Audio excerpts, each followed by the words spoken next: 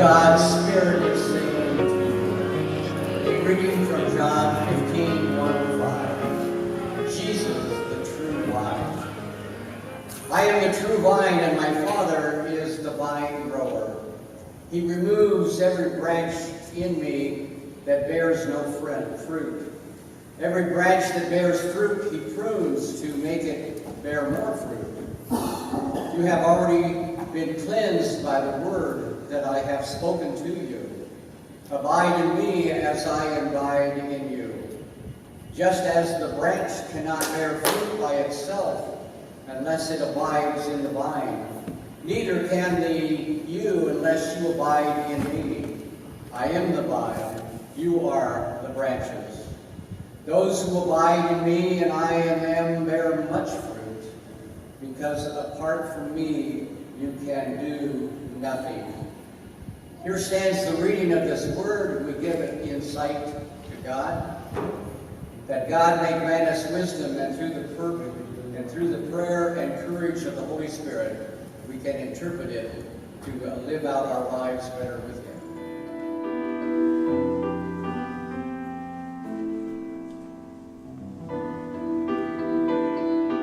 So I began to feel like God might be calling me to ministry pretty early in life. I was in middle school, and I had just been on a youth trip, of all things.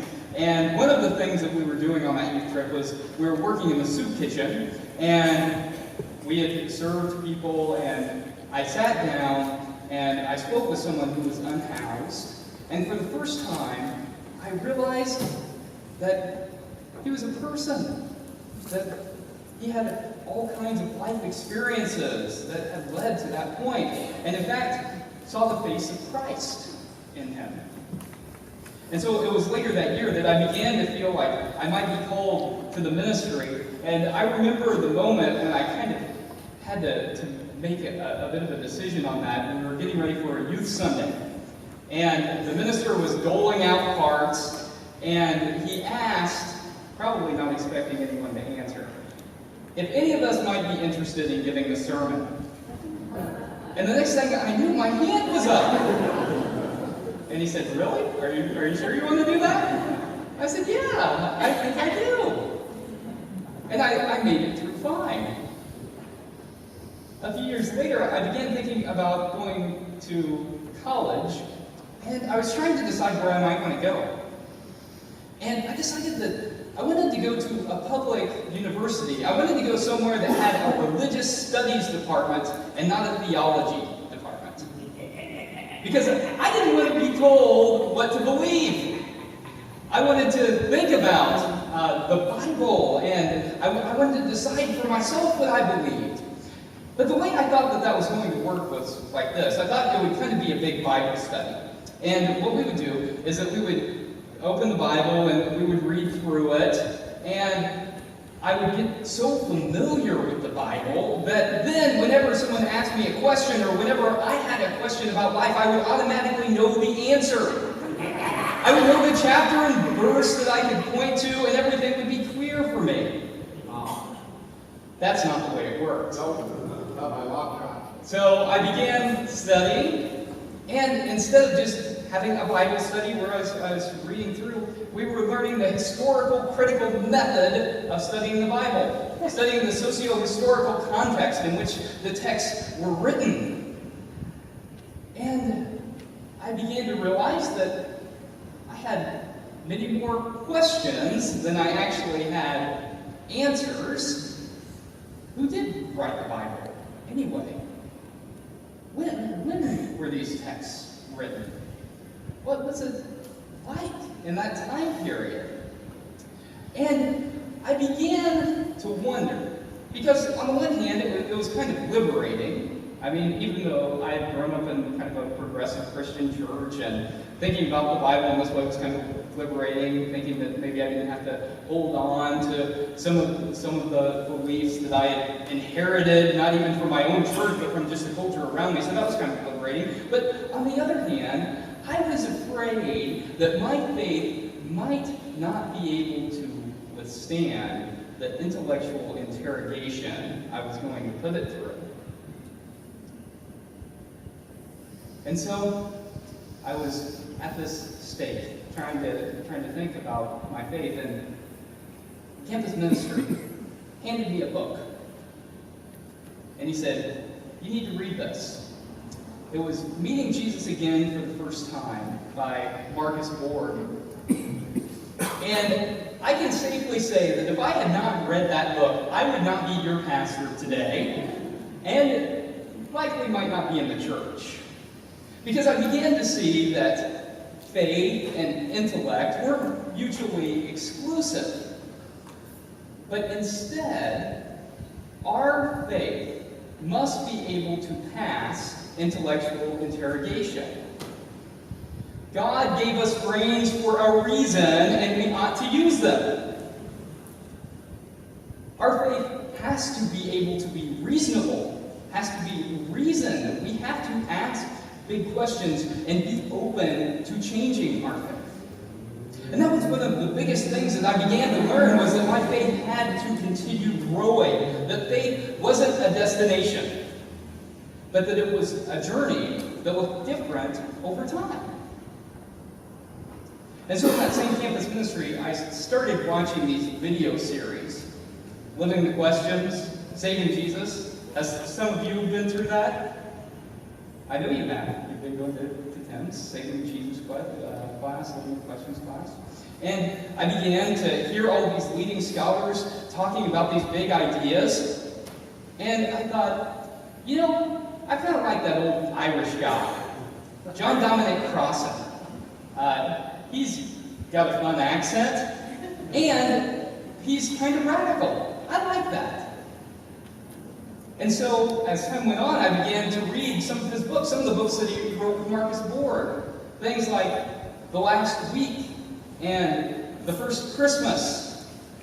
And I began to realize that I need to think about how we tell these stories about Jesus' birth and about what his life means and what his death means. And those really began to challenge me in very helpful ways. And as time went on, I found that though my faith was radically different than it was when I began my journey, that it was deeper and more meaningful because I had asked questions of it, because I had struggled with it. So as you know, we were one of the congregations that brought John Dominic Crossan to San Diego this weekend. And last night, when we were at dinner, I kind of half-jokingly said to him, if progressive Christianity had patron saints, you would be one of our patron saints. And he kind of chuckled, but it was also kind of true. That he and Marcus Borg and other folks associated with the Jesus Seminar and other movements like that have been very helpful to many of us in thinking about how our faith can be relevant in this new day. I really appreciated Crossan's lectures yesterday. Some of you went to those. Thanks for being there, and others weren't able to make it, but it was incredible. He was talking about his new book called Resurrecting Easter. But it wasn't quite what I expected. I've read quite a bit of Crossan's stuff, and I know where he stands on things like the resurrection. And he spends most of his time talking about how we know what we know about the historical Jesus, the actual person of Jesus, who he says can be separated from the Christ of faith. Right? That there was this historical person, Jesus, who lived, and we can know certain things about him beyond what the church tells us. But that's not really what he was talking about in this lecture. He was talking about Eastern iconography. And I thought that this was fascinating. You see, a few years ago, in the early 2000s, he started taking these trips with his wife and Marcus Borg and his wife, and they were these historical tours of Turkey. So they'd take these groups of Americans through all these churches, and they would walk in the footsteps of Paul.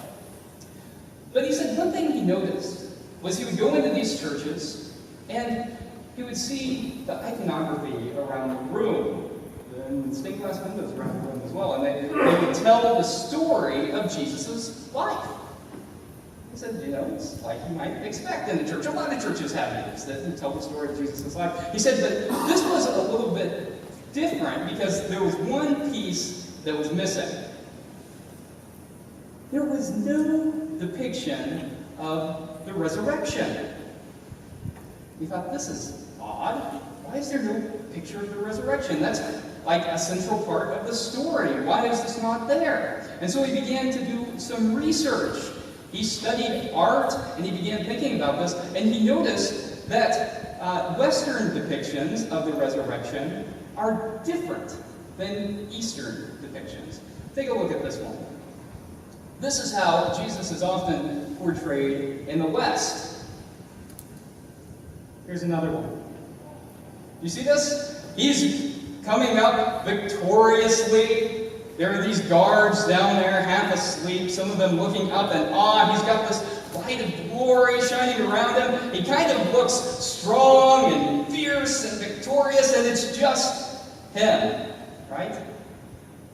It's individual. Take a look at this one from the Eastern tradition. It's not of the resurrection itself, but right after the resurrection. And notice he's helping these two people up. Here's another one. You see, in the Eastern tradition, he noticed that over and over again, the way that the resurrection is portrayed is like this, with Christ grabbing the limp wrists of two people. Notice they're not hand in hand, but he's grabbing their wrists and he's pulling them up. And these are Adam and Eve. That's who these two people are. You can see him here. He's grabbing both of them in this one, and then in this one, just Adam. But Crossan said that this is symbolic of all of humanity, that he is lifting up all of humanity. And he said the purpose of this is universal resurrection instead of individual resurrection.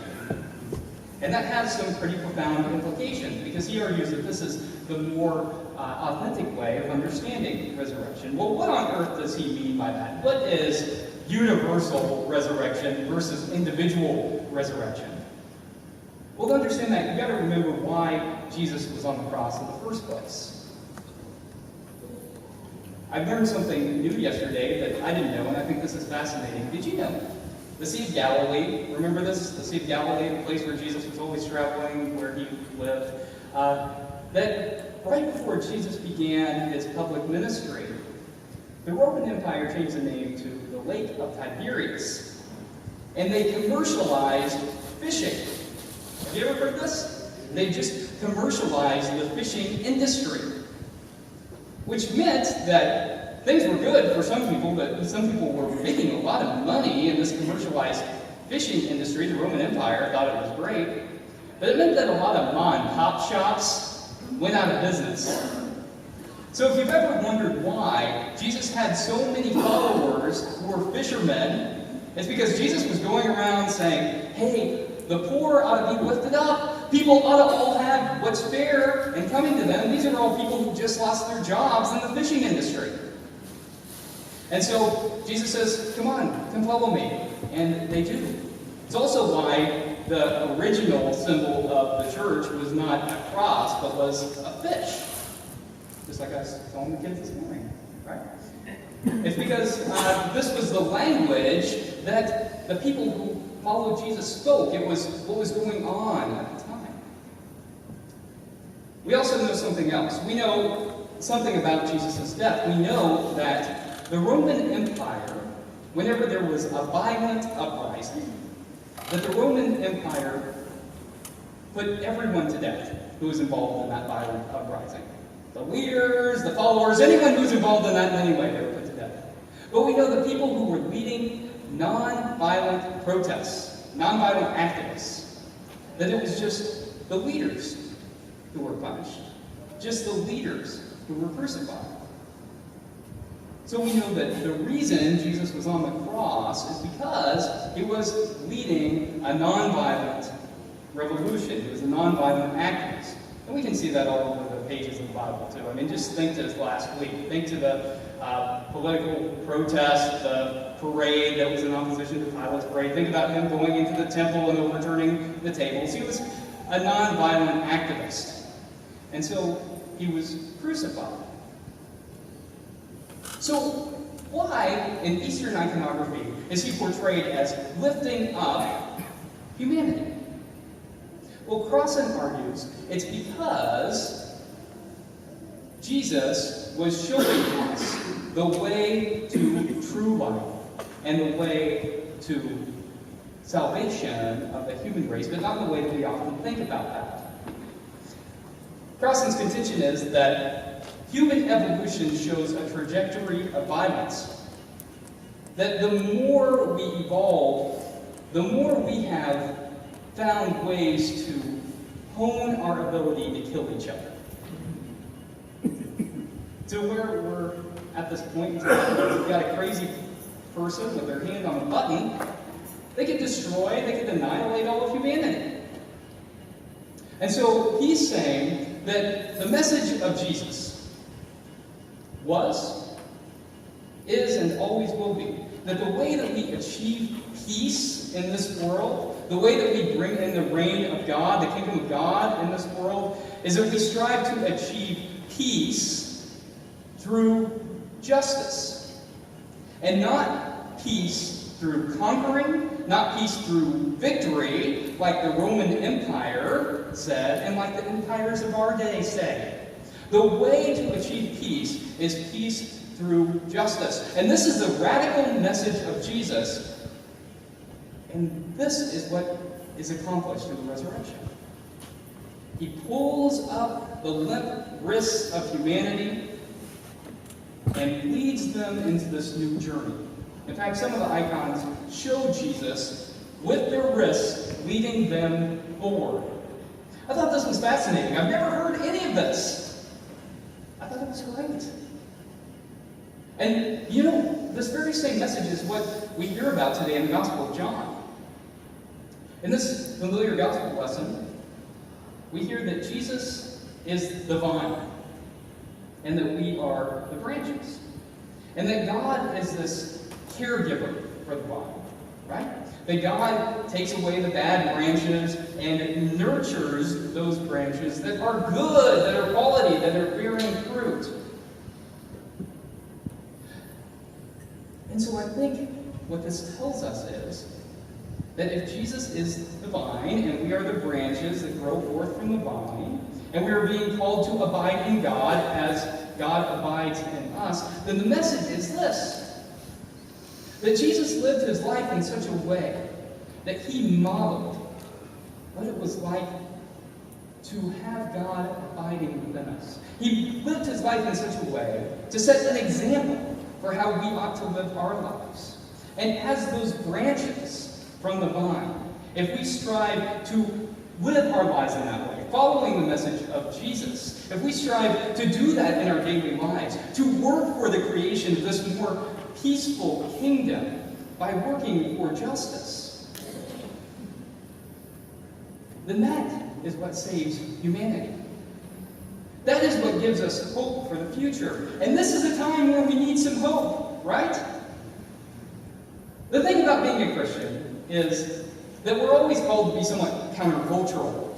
And we're always called to embody hope, even when it doesn't make any sense. That's why Christianity has never made sense, right? Because you're called to always embody hope. Not unrealistic, overly optimistic hope, but hope that something better is possible. And to always say that something is better, that something better is possible. That's the call of our lives. To say we serve a God who is compassionate, who is kind, and who desires for us to live in a peaceful and a just place. May we live our lives accordingly. May it be so.